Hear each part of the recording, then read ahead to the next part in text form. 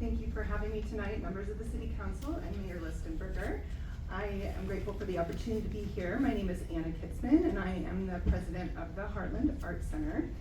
Before I begin with my prepared notes, I just have to say that, believe it or not, Deborah and I are friends, but we did not plan this. She teed me up very, very well tonight, I think, once you hear what I have to say. But I think that what I'm about to talk about tonight is about those big ideas. It is about the economic development and about drawing people to our community. Okay, here we go. Okay, like I said, my name is Anna Kietzman, and I am the president of the Heartland Art Center, and I am joined by some wonderful members with me tonight. And I am here tonight to make the official funding request to support the Heartland Art Center's Montgomery Ward renovation project. Are we not able to get this slideshow up? The file is corrupted. I'm trying. Oh, great. Okay, cool. That's fine. You guys have this. You guys have the slideshow, so. I couldn't open it on mine earlier. You couldn't? I thought it was me, so. I can. I was able to get it through. Do you want me to try to email it to you really quick? Well, I can't access my email from this computer. So Oh. I'm trying to figure out how to do it. All sorts of goodness. Right.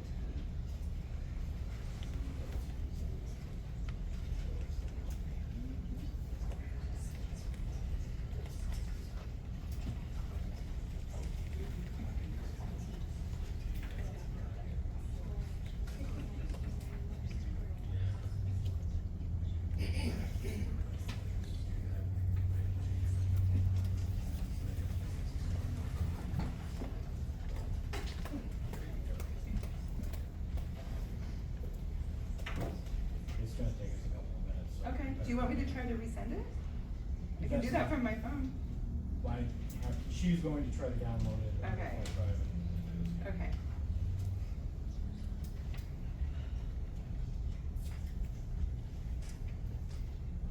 And we have it here, unfortunately, the audience won't see it. I will add that art transcends technology. So even if technology fails, art will still be here. So just as a Crash out of Marshall County. A person has been taken to the. Yeah.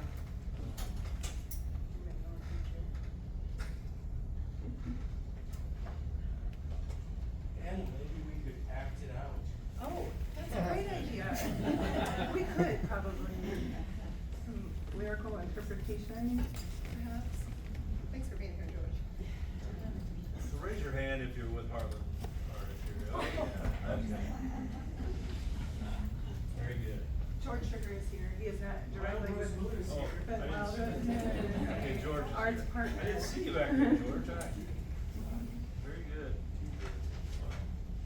Well, we're happy to have you all here, so. It's not a concept, the building is just like one block this way, I mean, you know, it's right there.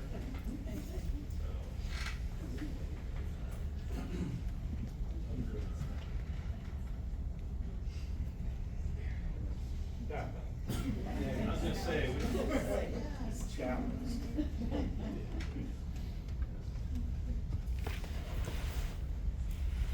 I think it's the best idea since sliced bread.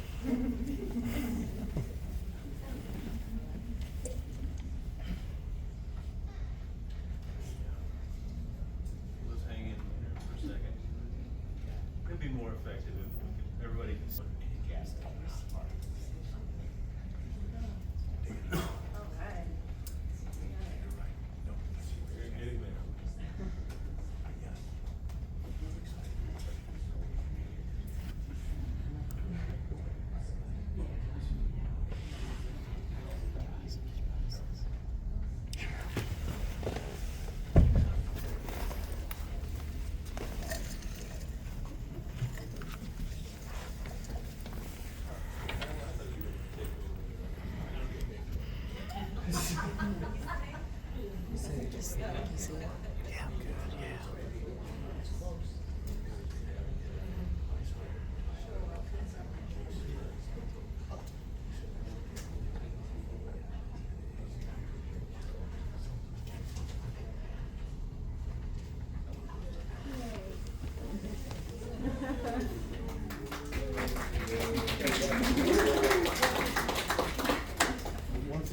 Jen gets the credit. Good job, Jen. But Jeff has sweat on his brow. Okay. Continue on. Okay, thank you very much. Okay, this project, this is a transformative project for downtown Plymouth and for our entire region. And we are asking the city of Plymouth to invest in this project over the next 3 years to help bring it to completion. You can switch the slide. We know that downtown investments are good for the whole community.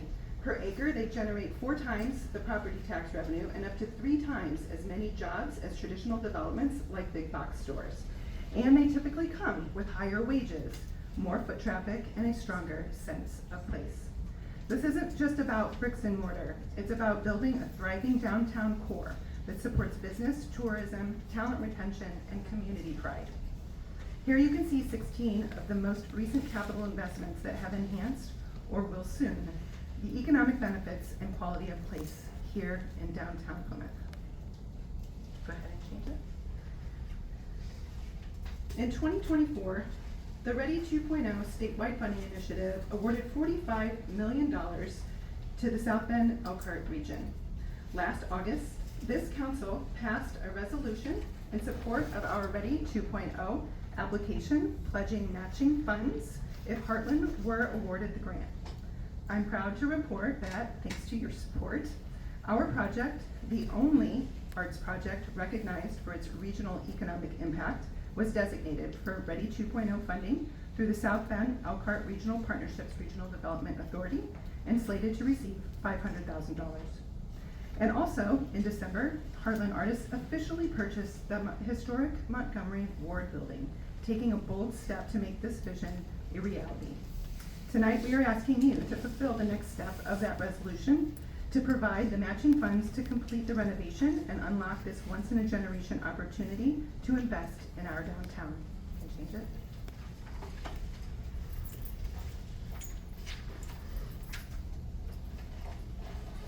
I want to take a moment to talk plainly about the economics of art. When we talk about the creative economy, we're not talking about a side project or a feel-good initiative. We're talking about a proven, data-backed driver of local and regional prosperity. The creative economy includes the people, organizations, and businesses that transform cultural knowledge, artistic skills, and creative ideas into economic value. This covers everything from visual and performing arts to design, digital media, culinary arts, artisan goods, and cultural heritage. It's a real sector, just like manufacturing or healthcare. And it's one of the fastest growing sectors globally and nationally, contributing 4.2% to the nation's GDP, a larger share of economy than transportation, tourism, and agriculture. Right here in Plymouth, we are already building a strong foundation for a thriving creative economy. We have a growing density of arts and culture institutions right here. The Reese Theater, restored and vibrant with performances, film, and community events.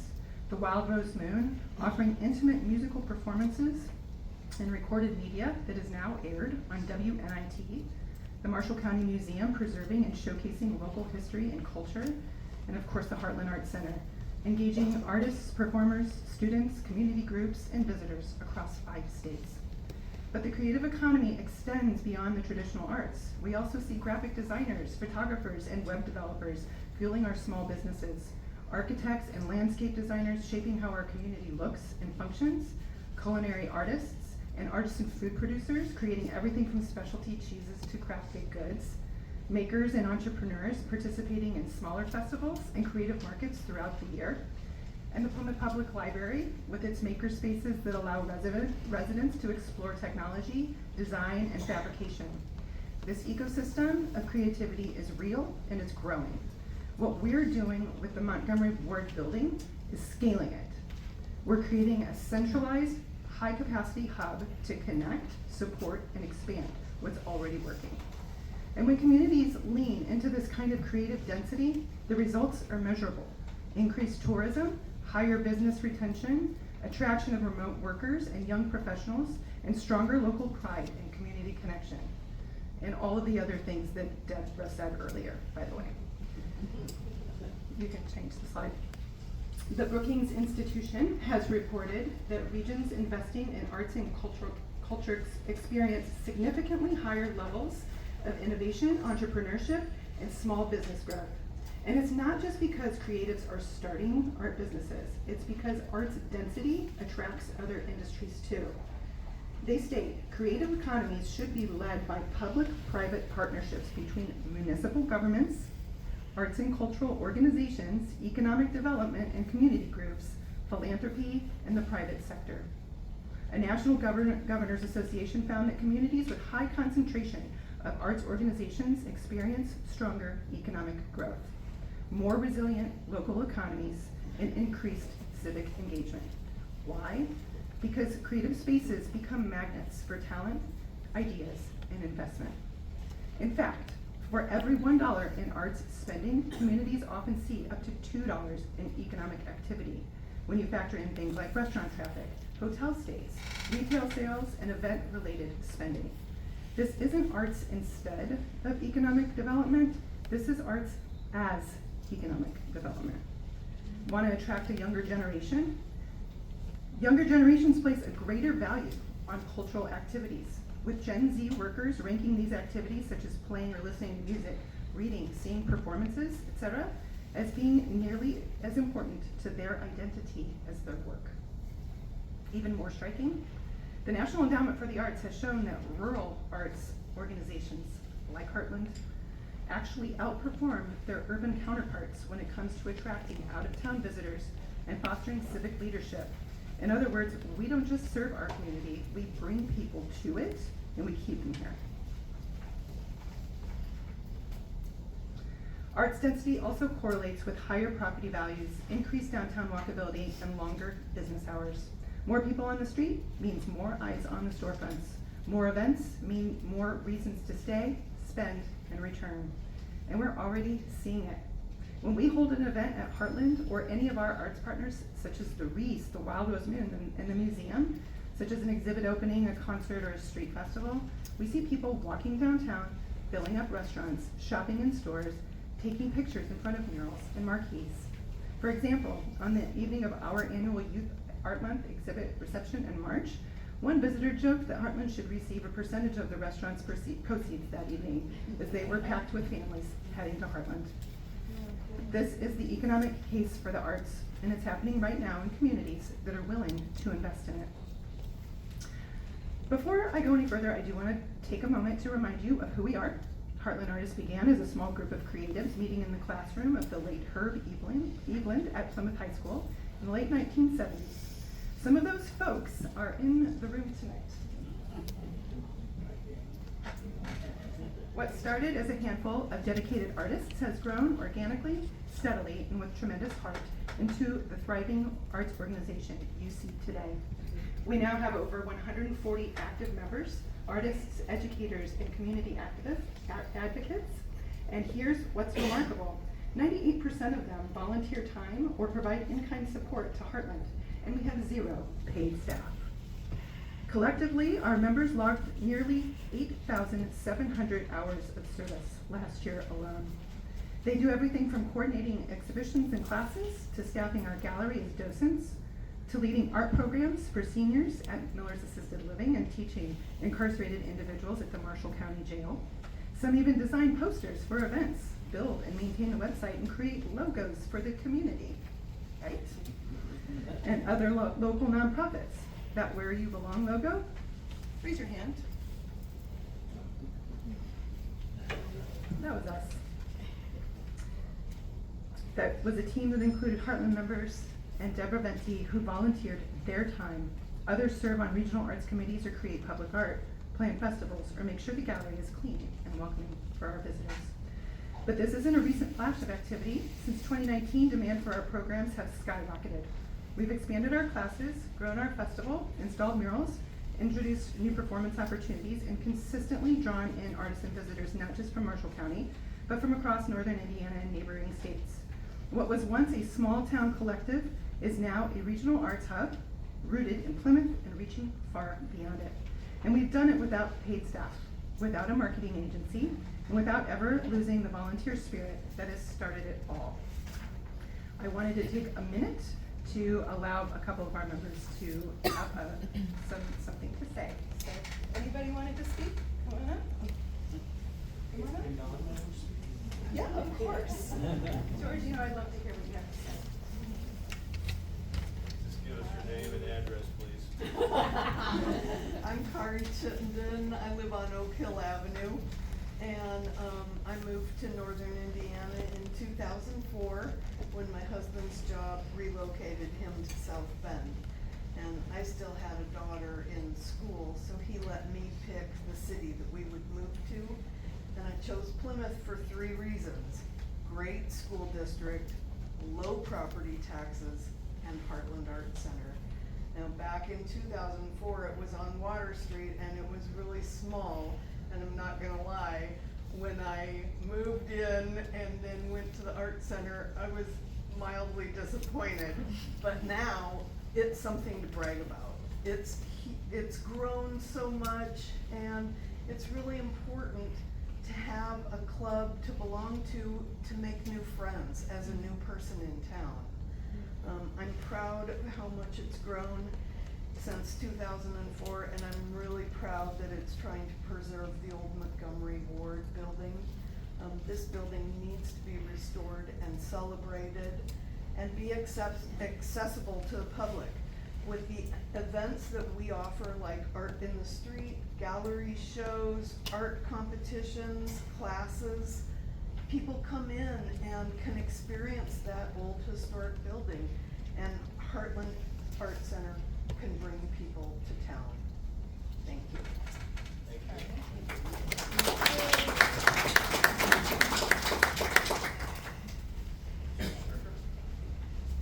Oh, I'm so glad to be able to talk. you. Name and address, please. George Schricker, 11644 Maple Road. Having dedicated a big portion of my life to downtown Plymouth, I can't say how happy I am to see the Montgomery Ward building developed in this way.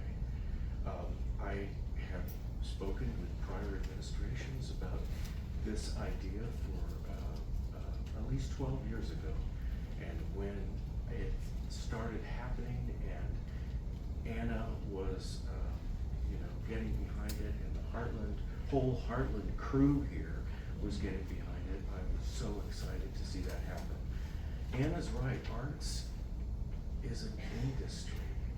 It's a soft industry, and it's a wonderful thing to put in a historic downtown, because the historic buildings have so much character in and of themselves that they really offer a unique spaces for people to come and experience. And if you can get people into those spaces and create a creative atmosphere and environment, things start to happen. People are drawn. 30% of our online ticket sales come from out of county. And that's something. Everybody all these arts organizations draw people from out of county. They help spread the word about how great Plymouth is. And it's interesting how many people come to this town and experience an arts event, and afterwards they say, wow, I never knew this was here. And Plymouth, with the development of its parks and new housing going in and projects, it's just got so much to offer. And Heartland is perfectly situated to do that. And with Anna at the helm, I have complete faith that this project will just sail. And she deserves a lot of kudos for what she's done.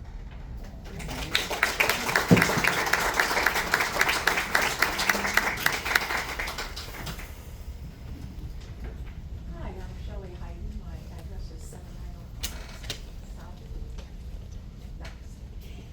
Pull the mic down, pull the mic Is that better? Heartland Artists is over 35 years old. Originally, the gallery started out fellowship halls and churches. Their first location was in the alley on Adams Street.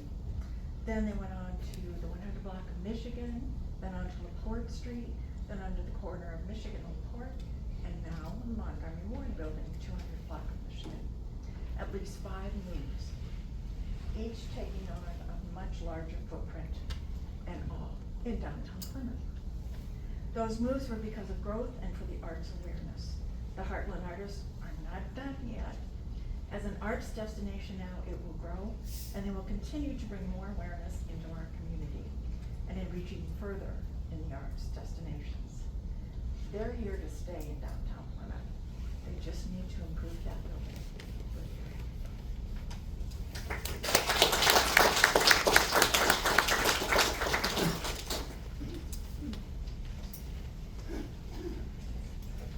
I'm Nancy Schmelter, and I live, excuse me, at 16606 Pretty Lake Road.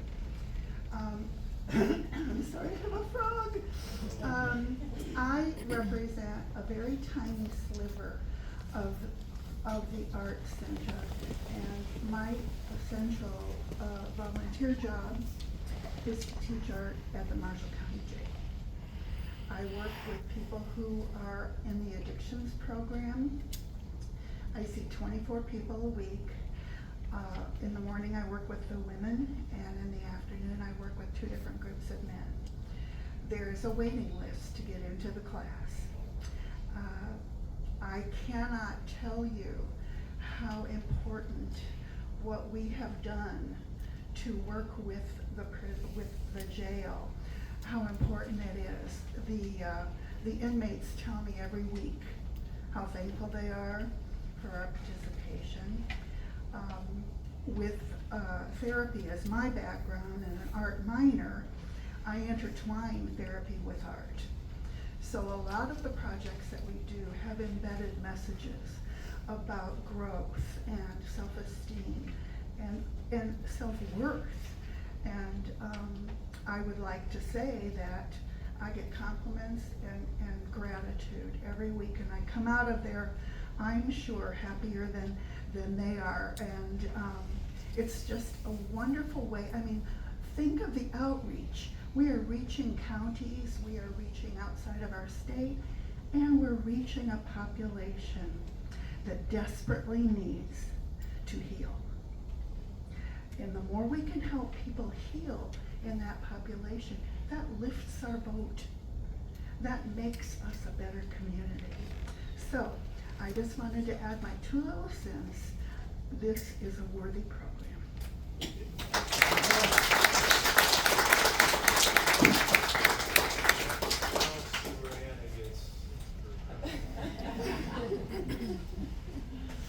Hi. I'm John Miller, Vice President at Heartland Arts Center. I moved here in 2017. I live at 218 West Adams. And I'm so happy to be here. I'm so happy about this night. This is such an exciting time. It's not just an old building. It's part of our town. It's part of our history. And for us to take that building and turn it into a place for creativity and education, and just a place for everyone to create is a wonderful thing. And there's something that the thing is that we know that this kind of investment works. Study after study has proven that when you bring arts into the community, especially these small rural communities, it strengthens local economies, it builds social bonds, it boosts pride of place. Art helps towns thrive, and we have the heart and the history to prove it. I want to just end with one quick little thing. We have one of our founding fathers, Ed Pullen. He's not here tonight, but I wanted to say something that he always tells us all the time. He says, a town without an art gallery is just a truck stop.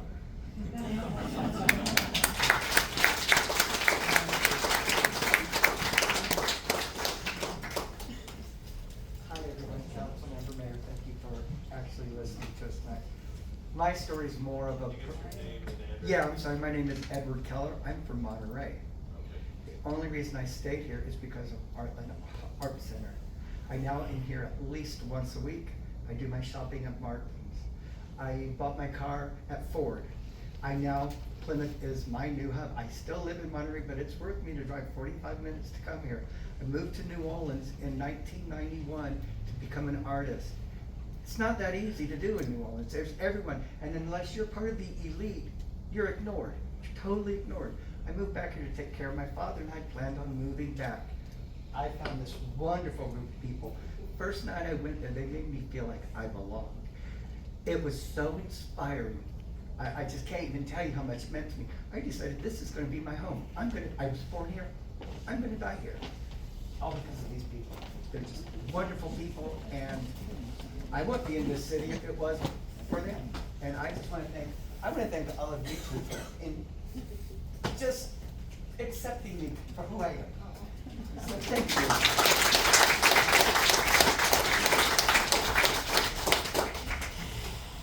I probably could end there, but I'm not going to. Thank you for all of your wonderful, passionate words. I want to get to the heart of the project, so go ahead and go to the next slide.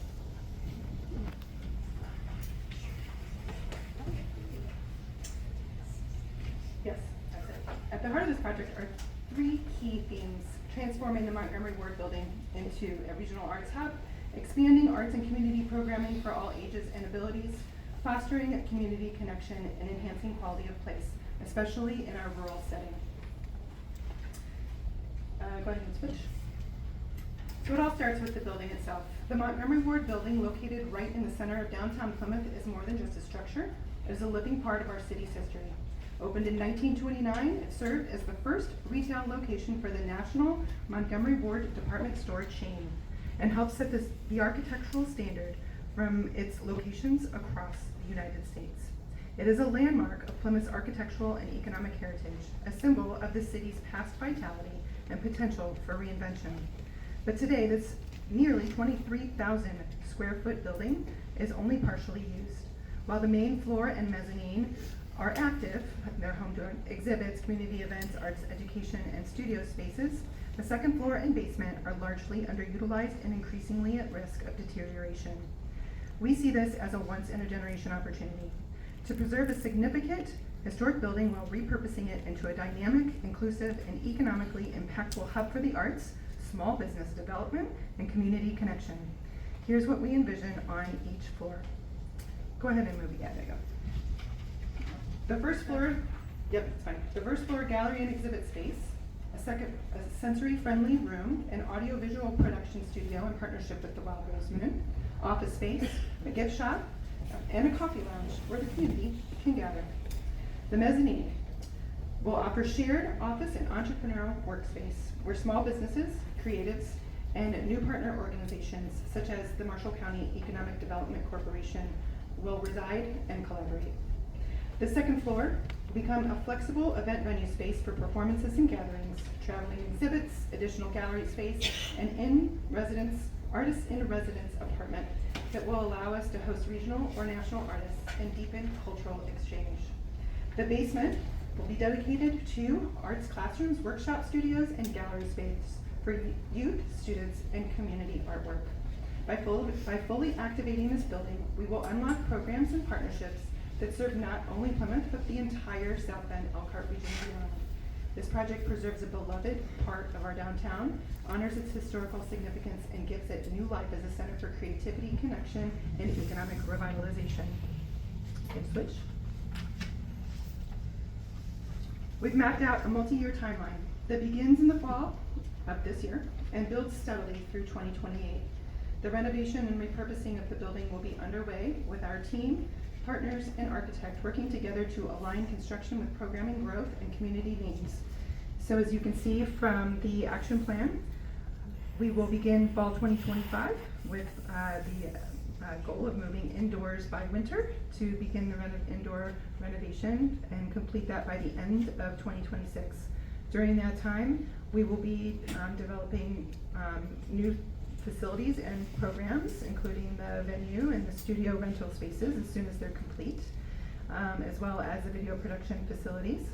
And then beginning in 2026 and into 2027, expanding current programming and offerings that our new space will help provide. And then by 2028, expanding staffing. That is a huge need right now, but that with this timeline, we should be able to have fully staffed or reach at least appropriate capacity by 2028. Go ahead, next slide. Total project cost for the Heartland Arts Center renovation project is $5.1 million. That includes just over $4 million for renovations and construction, roughly $428,000 in professional services and architecture, and $380,000 to support staffing, equipment, and administrative capacity to launch expanded programming once construction is complete. Which brings me to the request before you tonight. We are respectfully asking the City of Plymouth to invest $975,000 distributed over 3 years at $325,000 per year. This request helps fulfill the public funding commitment that was signaled in your resolution last August and is a necessary match to receiving ready funding, as well as to continue attracting additional private, regional, and state level funding support. Your investment completes a critical link. It allows us to confidently move forward, honor your past commitment, and bring this long-term vision to life. We're funding this project through a well-balanced, highly leveraged mix of public, private, and philanthropic support. You can switch. So far, we've secured or are actively pursuing $500,000 in Ready 2.0 state funding, $350,000 from the Heartland Artists' own investments, $400,000 from the Marshall County Economic Development Corporation, who plans to relocate in the mezzanine, further cementing our role in arts-driven economic development, $150,000 from the Marshall County Community Foundation, which was awarded in April, over $300,000 in grants and private donations, and we are actively pursuing $600,000 in historic preservation tax credits to help offset construction costs while preserving this vital landmark. A $1.5 million private capital campaign is set to launch this summer. You can switch it.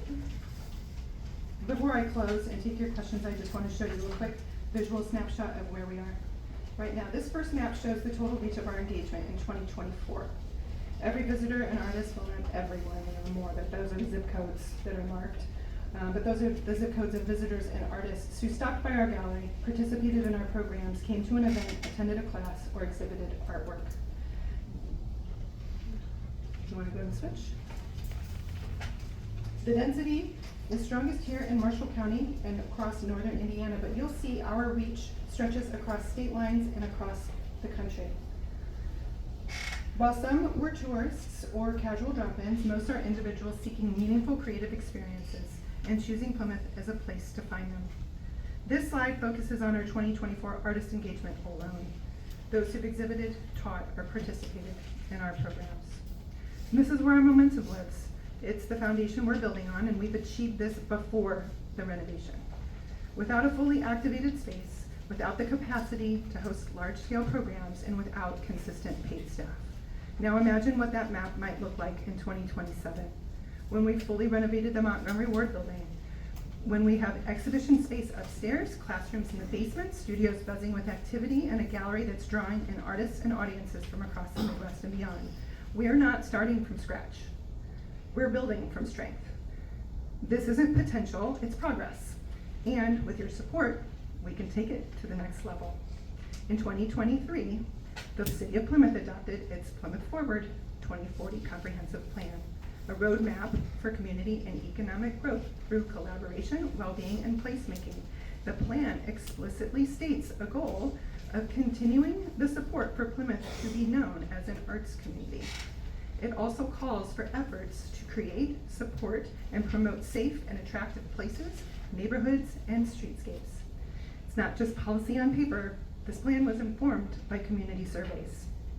And it isn't just consistent with the city's plan. This project fulfills it. So what will this mean for Plymouth? Greater than 5,000 annual visitors just through Heartland alone. Imagine we consider all of the arts partners. Over 325 artists supported each year. Dozens of art classes, shows, and performances each month. $2 in local economic activity for every dollar in art spending. But the real return? A downtown that's alive, a community where people gather, a space where kids learn, artists thrive, and culture connects us. So council members, we are standing at the intersection of preservation and possibility.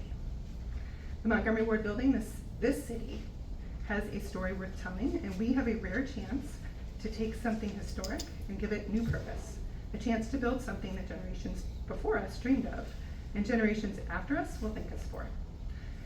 So like those who spoke up tonight, this is deeply personal for me too. I grew up here in Plymouth, and I graduated from Plymouth High School in 1996. I moved away for a time, and when I came back, I saw a town that I loved, but I also saw things that were missing. I saw a need for more vibrancy, more connection, and more opportunities to gather, to create, and celebrate who we are.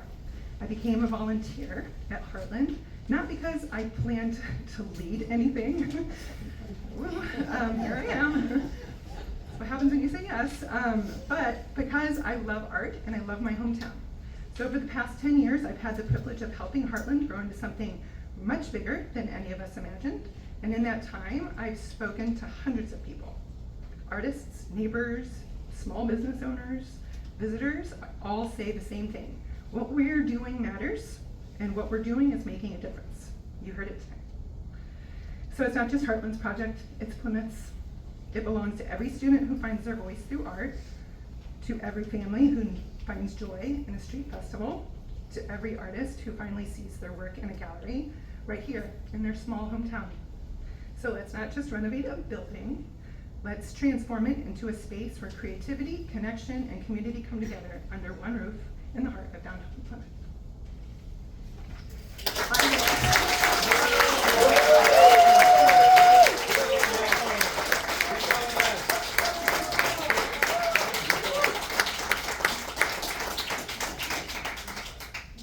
I am amazed I didn't cry. That's awesome. You know me, that is like a major thing. So I will happily take any of your questions.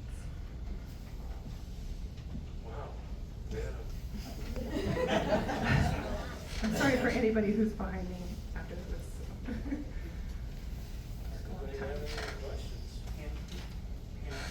Would it be okay if I explained the art involvement? Yeah, that would be Yes, good. that'd be I was awesome. thinking about that. I just wanted to explain that, that $400,000 looks like a lot of money. Who are you again? Oh. Greg Hildebrand, President, CEO of Marshall County Economic Development. All right. One of the things I inherited when I took on this job was the $400,000 grant from the regional partnership. I held on to that for so long because it was designated to do an entrepreneurial hub for Marshall County. Anybody that's worked in that field knows that those spaces come and go, mostly because they don't have the programming behind them. Anybody who wants a remote office can go to a coffee shop and set up and operate out of there. And what I said was I was not gonna build another space that didn't have a program to support it. So I've been working this time to gather that programming. I've been plugged into the Idea Center up at Notre Dame. We've been plugged in with Marshall County, or St. Joe County's startup. We've been working back and forth there.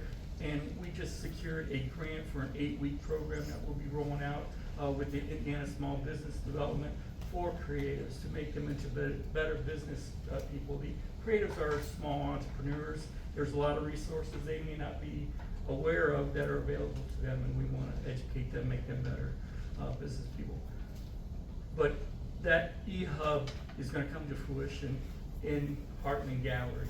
We are going to set some space aside for e-hub, for co-working space. But the most important part of that will be the ongoing office space that's available for regional resources. ISPDA will have an office in there. They'll be sharing that with InFocus, the regional partnership. things of that nature. Work one, we'll have all those resources available to entrepreneurs as they come in. I have been adamant about not building without programming to support it, so, we're really excited about this. That helps ongoing support too. They'll be paying Ongoing rent, support, and yes. that helps keep the Yeah. electric on. Yeah, but I wanted to explain that, cause that 400,000, it has been sitting at the regional partnership, to do that, and, this is a golden opportunity to take advantage of it. Very good. Any questions, or, did I get it right? Thank you.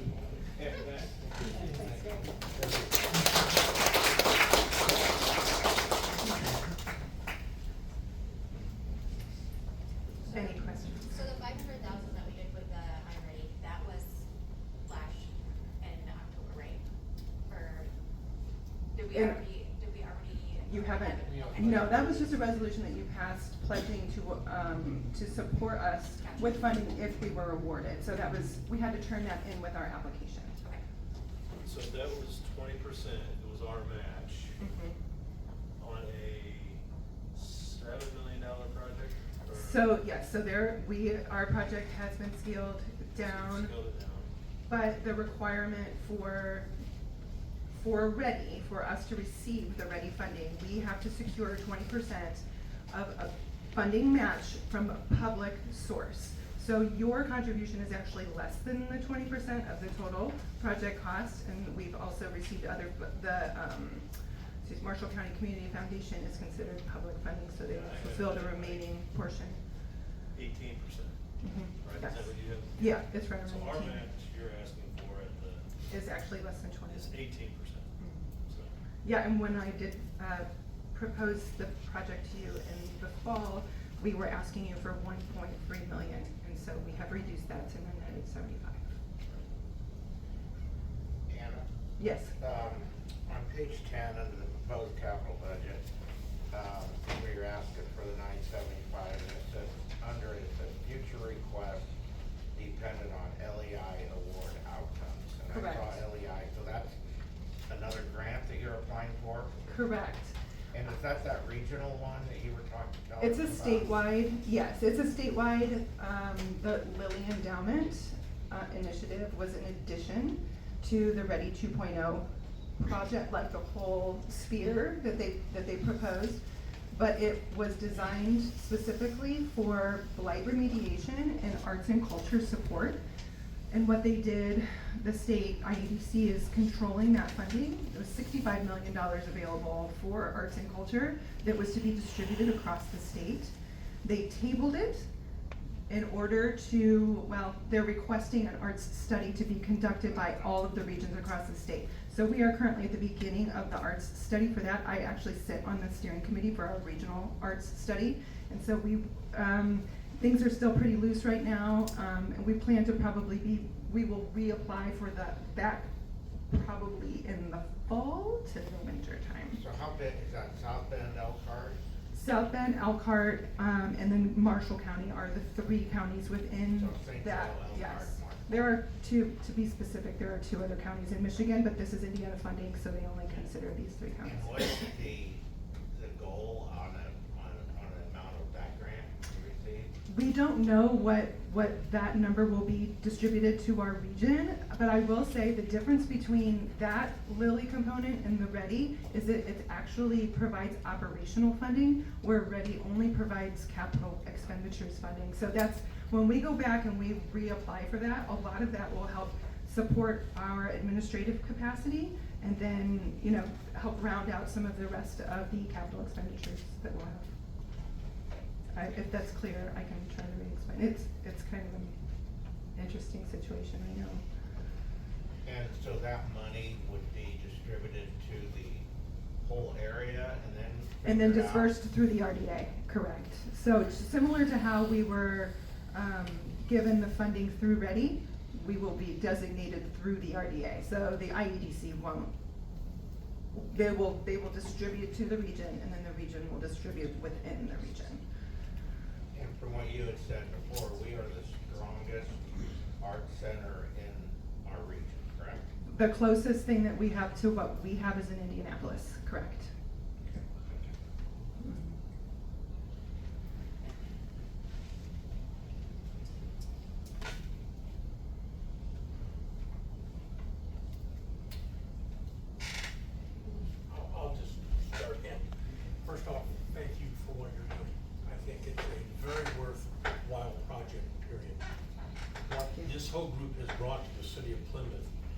going to make us prosper downtown. Thank you. I do want to say that on the flip side of that is I was in a meeting and looked at what projects we have for the city. I don't know if $75,000, that's a huge number. If we didn't have 13 projects to get done on top of it and we're prioritizing, I honestly feel that I wanna do, I'd do the 1.3 in a heartbeat, but I just don't know if the purse strings are gonna be there for the full $975,000. This is over 3 years, $325,000 per year. And a new firehouse, a new pool, and those type of things are gonna take up a chunk, and I don't know where we'll stand. Now, am I behind this project? 100%, because what you brought to the table was awesome. So, in my humble opinion, I just don't know, if we're gonna be able to do the full 975 on my part. I just think that the project's great, but I just wanna make sure that we have other projects too, that we don't run out of money before we do it. I understand, and I want to reiterate that in order for us to receive ready funding, we have to have a 20% match from our local public funding source. So if we do not receive funding from our public, municipalities, we will not receive the ready funding. So, It is contingent upon it. so if we don't go the full 975,000, then from what I'm hearing, the ready grant's not available. That's correct. That's money. And has this been presented to other communities in Marshall County? Or is it just strictly focused, because this is a Marshall County project? It's a Marshall County project, but no, it hasn't. We have, because we are located in Plymouth, it's a Plymouth property, you were the first people to come to.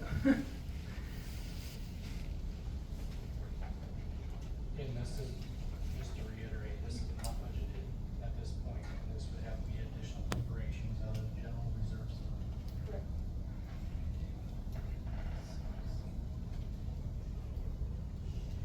I personally, I wanna add, I personally think this is so important to our downtown area that we can't not do it. And I understand an additional appropriation, but, Gabby made a great presentation. We have to take a leap of faith, occasionally and play the come and have faith that they will follow. And I truly think this is maybe one of the tipping points that she was referring to that could really make a difference, so I'm going to support it.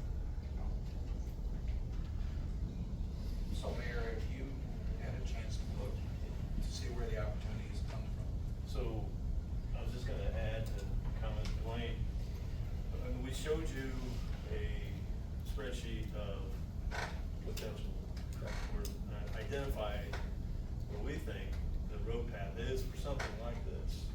And it actually shows you that all of those projects could be done if we chose to do that, and we probably we'd never touch rainy day. This would never, that's the goal, we don't wanna touch that, we had conversations about this. So we have a pathway to do this on all those dozen projects. It's a timing thing mostly. So, When's our if drop? you're asking me, what's it, identify? Where's our drop down? You have to have an answer for it. Is it tonight or is it next? Is it tonight or is it next month? I mean, there's not a definitive date, Well, I just did not, suppose. Ready grant, you have a definitive answer. No, not for the ready. I will say that we are getting ready to launch a capital campaign, and your support would be pretty powerful behind that. Send a message. I understand that. But also, my other thing is, we always, like Don, just to go back to Don's, is we get the first blow every time, it seems like, and that's always our go back is, if it's a Marshall County thing or whatever, who's all involved and who's been approached. And it continues to be Plymouth. And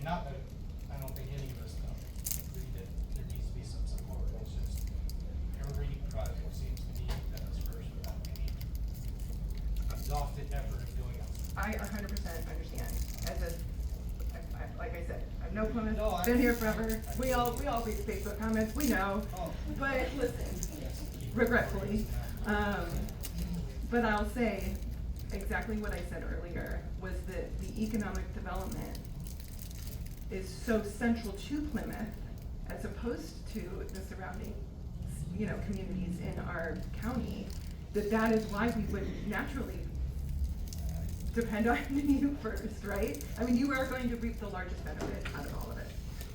I'm hearing everybody in favor. The question is, how is it gonna be funded?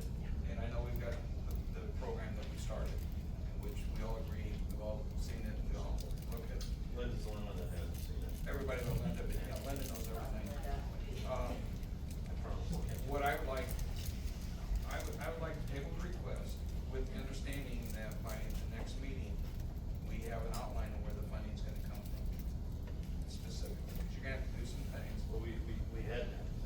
But I haven't seen the most recent, I've saw them previously. Well, we tell you right now, 375 out of general reserve this year. Right, so because it's not budgeted in 2025, Right. it requires additional appropriation in 2025 with the intention of including in the budget for 26 and 27. There were some other items on the list, so we would be asking the council at some point, if you approve all of those, to make an additional appropriation of, I don't remember the exact number, but it was somewhere just over $700,000. But we also have identified where those funds are available in the general fund reserves so that they can be appropriated and still maintain healthy balances. Well, about 50% goal of our account balances. So, Yes, the other conversation we had too is we were gonna see that to the council members, and we were gonna distribute that, and we were gonna do the pecking order, kind of what we thought. And so I guess I would second Don's request that we table this, until we have further discussion. And just for clarification, if this ready grant, if we don't support it for the full 975,000, your project will die. Yeah, so it equals 18%. it's 18%, yeah. So what your contribution is 18%. So it's actually less than the 20, okay? But, yeah, I mean, we need to get to that 20%, but it has to be from our public municipality. And the other 2% you've gotten from other. From the community foundation is Which is considered. considered, yeah, so. I have another question, and maybe it's, not sure if it addresses Lynn, or what about redevelopment? Playing a role in this? As far as part of the. Theoretically, they could, but we hadn't considered redevelopment for this particular project because it is in TIF 2. TIF 2 has a limited amount of funds available and 2 bonds that it's paying on. So we felt that it was better to use the general fund reserves for this particular project. Yeah, that's my question too. There are some other possible things that will be coming to redevelopment for TIF 2, but they're much smaller because the funds are much smaller in that TIF district. I just want to agree with you, Don. I think we need to get some more answers, table it, and then let's get them a definitive answer. I don't see why we couldn't have a response in the next meeting. Absolutely. I think it's gonna be a great project. I think we need to move forward, but we need to make sure we move forward. So that's the motion, and I have a second. Yep. I did. Don did, I second. All right, we have a motion and a second. Any further discussion? This is to table. I said, I'm not against this at all, I just wanna make sure we have The we funds all to do it. understand that the financing, or the funding is there, and I don't doubt that we can come up with it. I wanna see it again, over 3 years. Over 3 years, 325.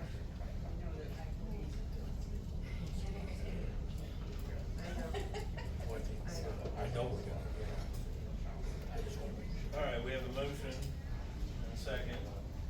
Hearing no further discussion,